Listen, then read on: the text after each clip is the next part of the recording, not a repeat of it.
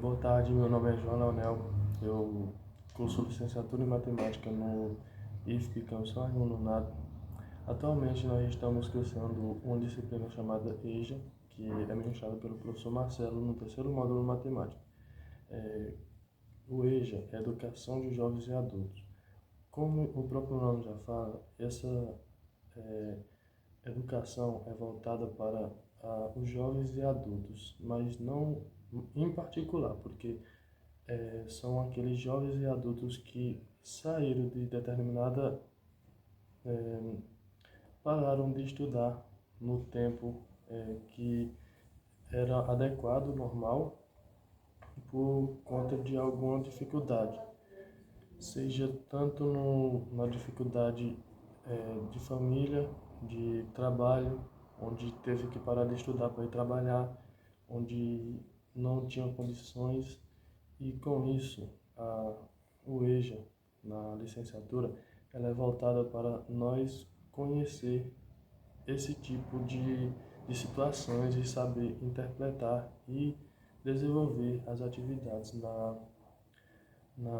quando nós pegamos essa turma.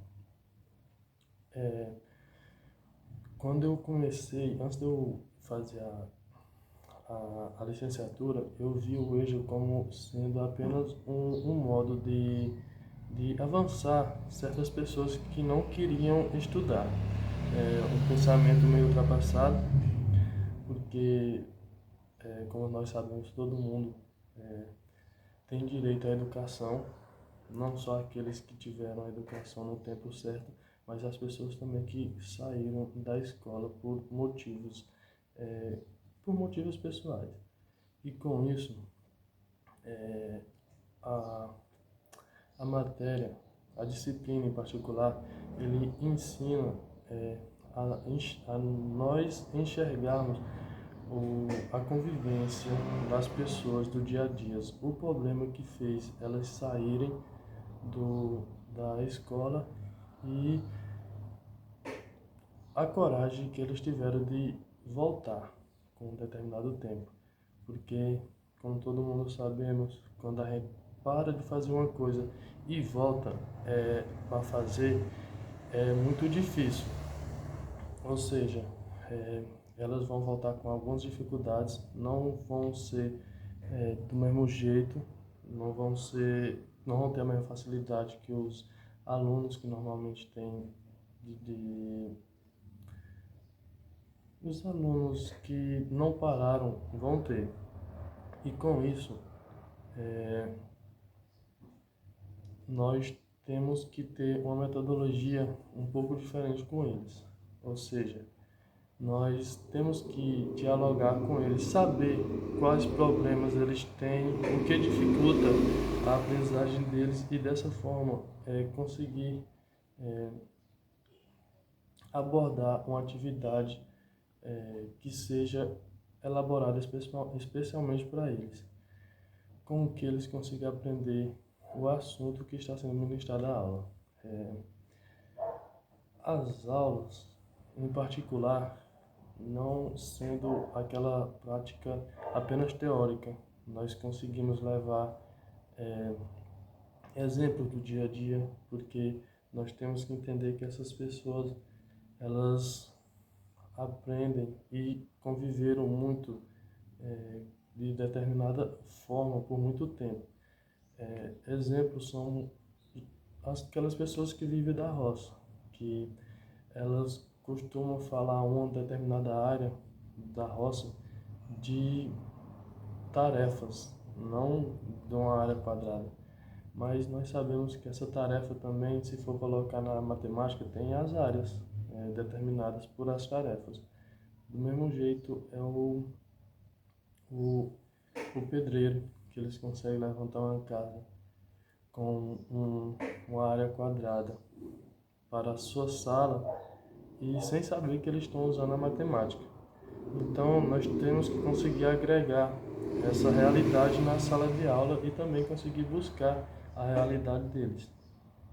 Com isso, a tecnologia nos ajuda muito atualmente. Se nós conseguimos o apoio da tecnologia para ensinar eles, é muito importante, porque se nós for pegar a tecnologia para desenvolver na sala de aula, nós vamos ver que vai ter alguns métodos que a tecnologia vai nos ajudar a buscar a compreensão dos alunos do EJA. Também temos os jogos. Eu sou muito fã de jogos em sala de aula, porque elas buscam o raciocínio lógico, a cognição da pessoa e também, de certa forma, uma,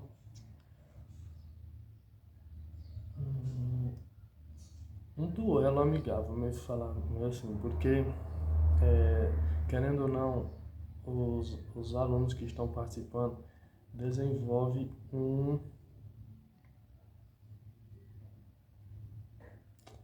Bom, falando dos jogos, né?